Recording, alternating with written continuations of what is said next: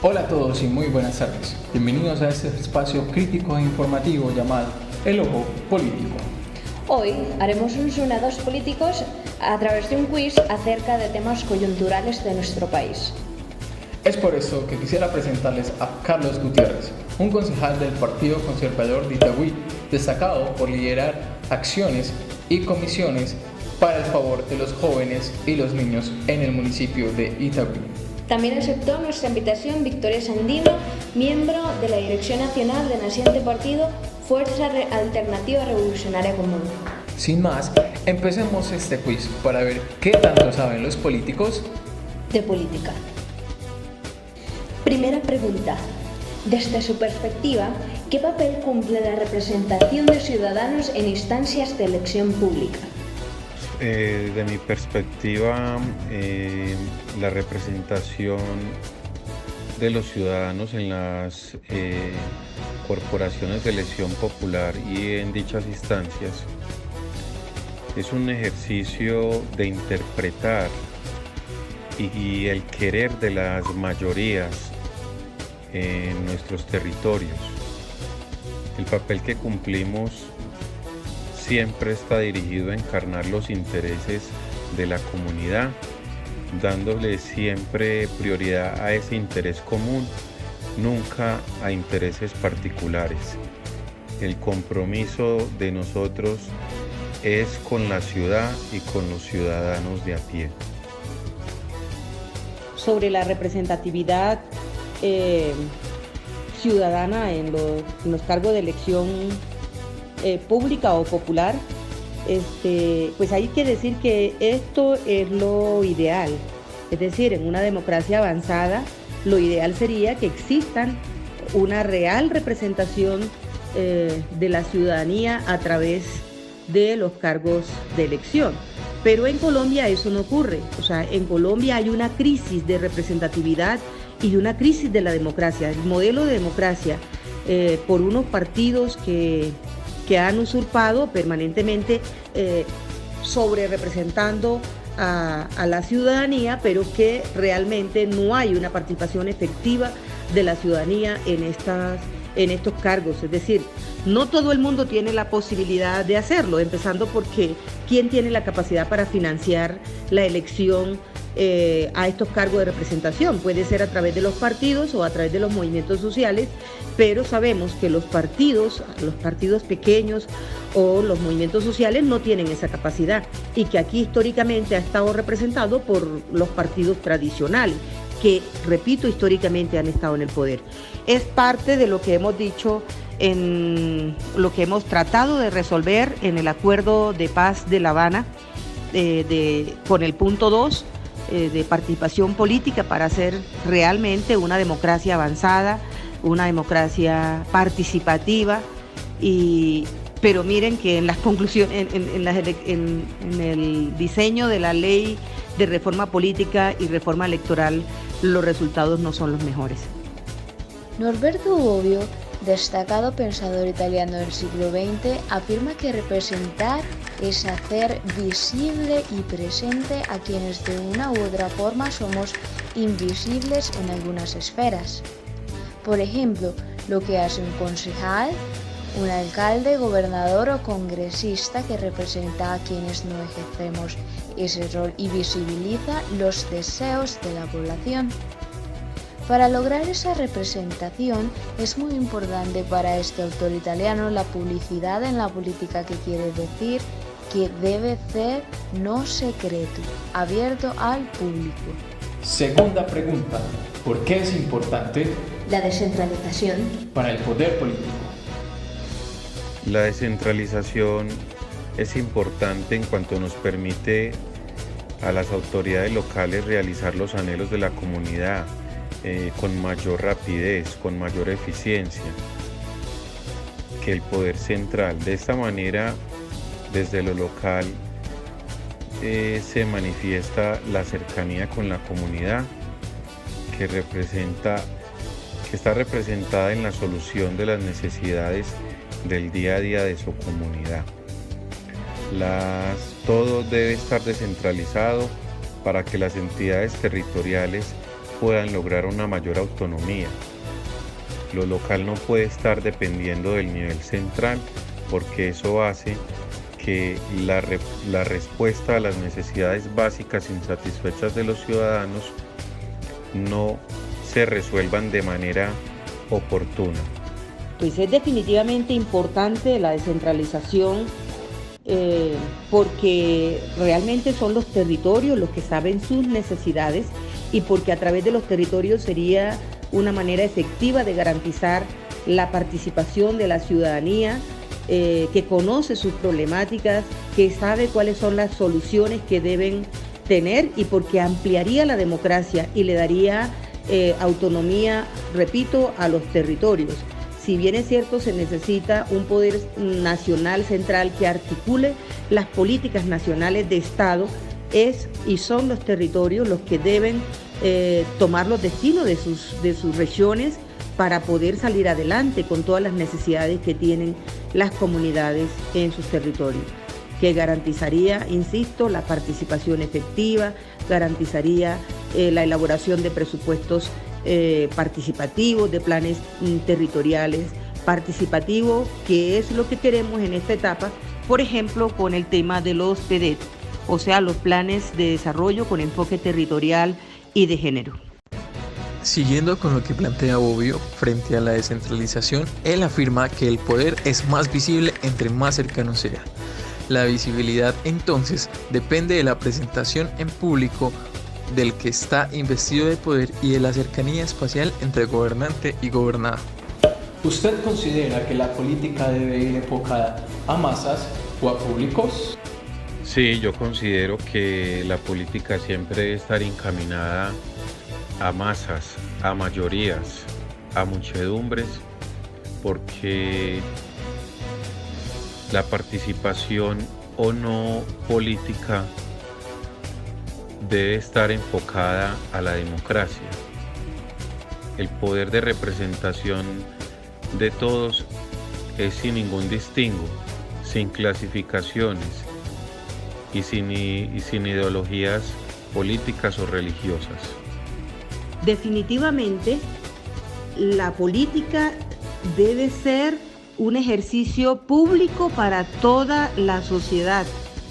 De hecho, la política tiene que ser parte de la cotidianidad de la gente, desde temprana edad hasta un ciclo vital, hasta que la persona esté en condiciones de decidir, de opinar, de decidir en definitiva los destinos de su país, de su comunidad, de su territorio, de su localidad, de su barrio.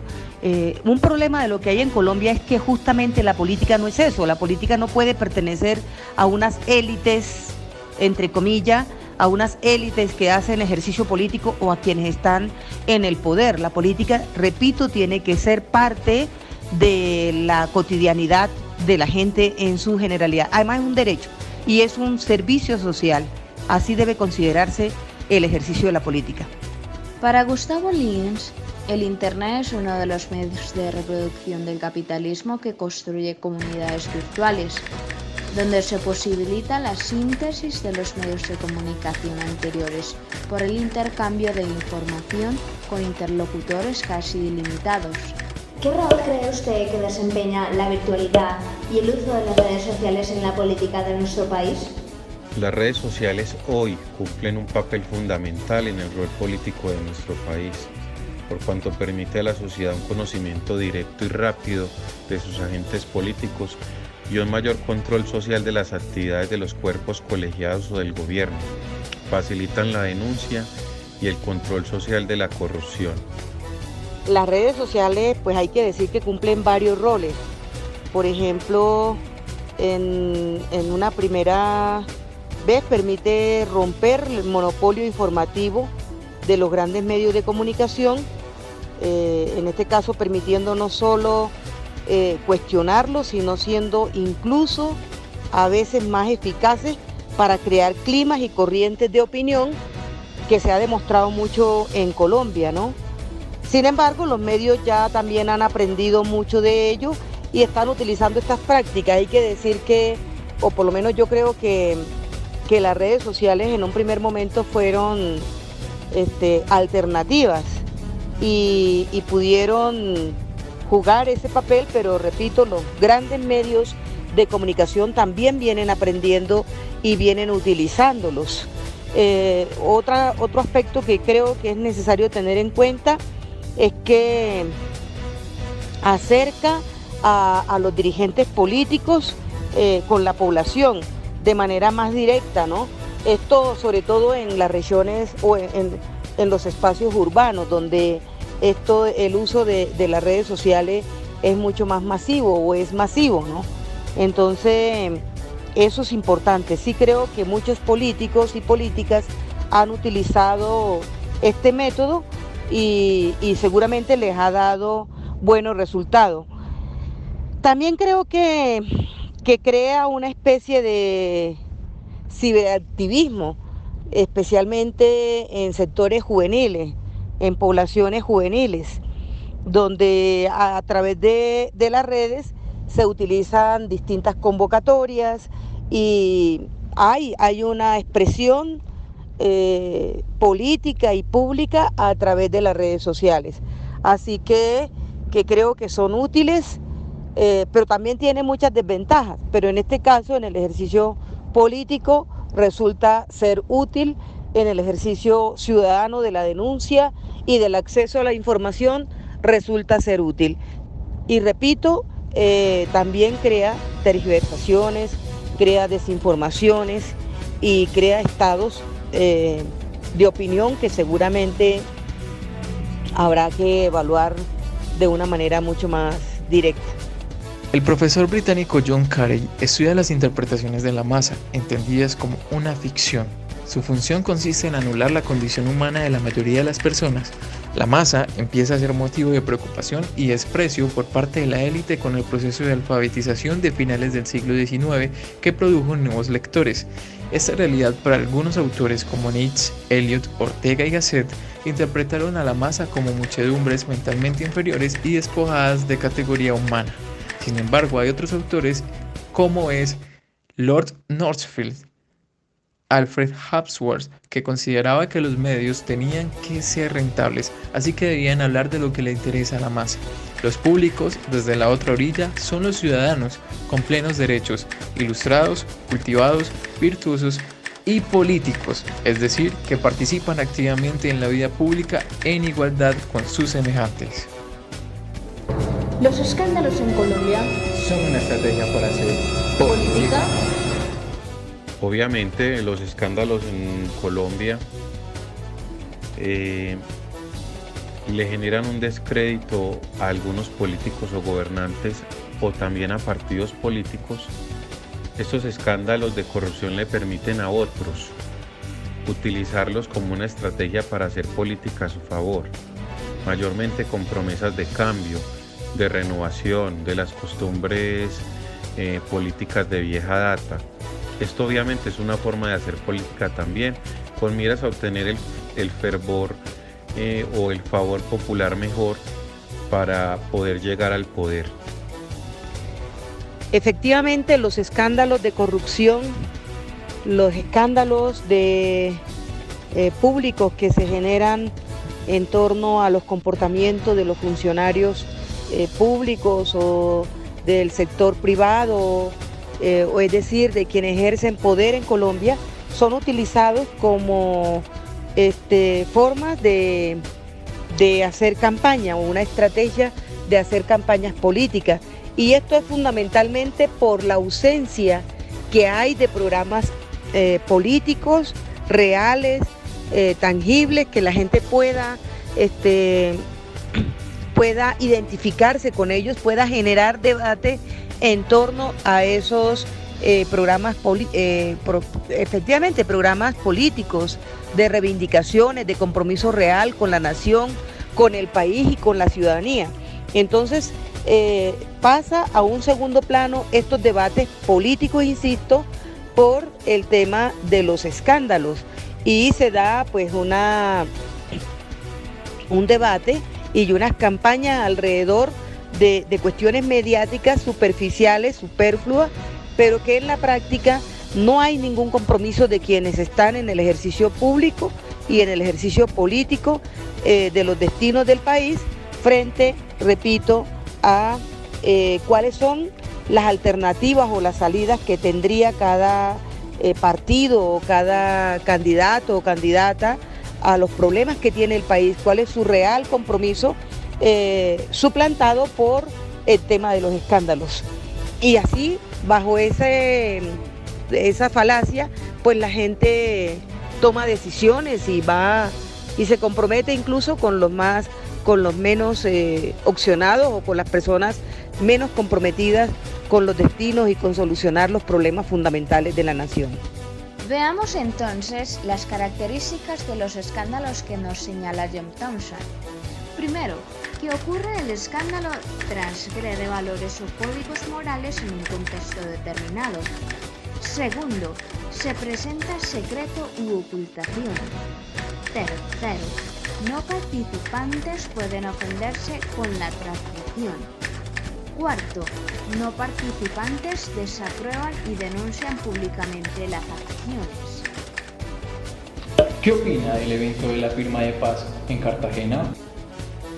El evento de la firma de la paz en Cartagena era necesario. Obviamente, muchas personas, muchos ciudadanos quedaron inconformes con este paso que consolidó las negociaciones con las FARC, pero evidentemente había que tener un punto de partida, la suscripción de un pacto que consignara los compromisos y las metas para hacer realidad esta cadena de diálogos y sus conclusiones.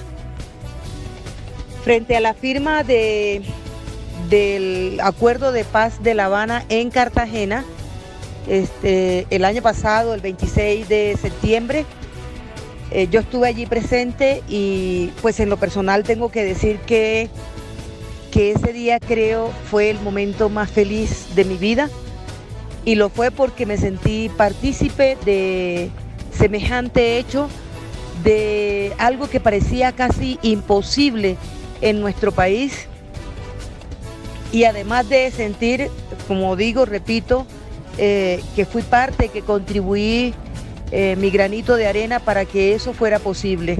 Y ese día tuve una inmensa esperanza en que la paz iba a ser posible, en que íbamos a construir entre toda la sociedad colombiana, que íbamos a alcanzar la reconciliación efectiva y que íbamos a construir esa paz estable y duradera, esa paz con justicia social, y que iban a terminar todas estas condiciones y causas que generaron el conflicto, y sobre todo que íbamos a poder vivir dignamente, en que en nuestro país no se matara a la gente por pensar distinto. También pensaba en lo que podía sentir la sociedad colombiana. Ese día lloré, tuve muchos sentimientos encontrados. Por ejemplo, recordar que se habían perdido tantas vidas en nuestro país de lado y lado, pero que al fin habíamos logrado dar ese paso significativo y trascendental para Colombia y para el mundo. Y pensaba también en ese sentimiento que podía tener la sociedad colombiana. Miraba en el tablero, es decir, en las pantallas, los rostros de las personas que estaban allí y la emoción que significaba, la emoción que mostraba, y pensaba en lo que podía sentir toda Colombia en ese momento. Lamentablemente, después los resultados, 4 días después, 5 días, 6 días después, los resultados fueron otros, y entendimos que estábamos en Colombia, donde aún existe una polarización terrible y donde alcanzar la paz no iba a ser fácil. Eso lo entendí después del plebiscito. Desde la perspectiva de Dayan y Katz, el evento de la firma del Acuerdo de Cartagena puede ser catalogado como un acontecimiento mediático, organizado por el gobierno nacional, pero en donde el protagonismo se compartió con las FARC como guerrilla en tránsito a la democracia. Claramente es un mensaje de reconciliación a lo largo y ancho del país que se proyectó en varias plazas públicas del país.